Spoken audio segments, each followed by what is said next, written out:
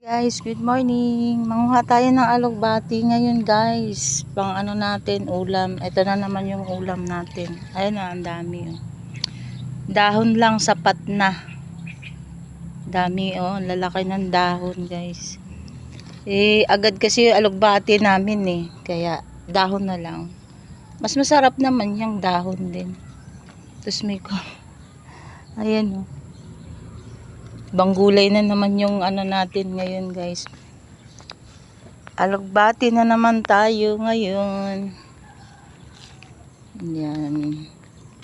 Marami tayong pwedeng pagpilian. Yung nakaraan, talbos ng kamuting kahoy. Tapos, ng kamuti. Ngayon naman, guys, ito na naman, alugbati. Bukas, mag-isip pa ako kung ano. Yan talaga. Kailangan tayong may eco-content araw-araw para hindi tayo mapalo ni Lolo Mitch.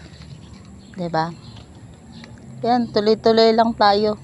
Kahit ganito lang yung content natin. Salamat sa nanonood ng video content. Tsaka sa nag-follow, nag-comment. Thank you, guys. Ayan. Tapos, may nakita akong doon kanina.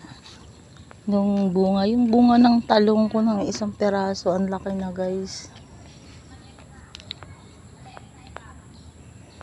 May ulam na tayo. Lagyan na naman natin to ng, pwede siya corned beef, guys. Masarap. Try nyo. Masarap din siya. Minsan kasi nilalagyan ko siya sa chicharon bulaklak eh.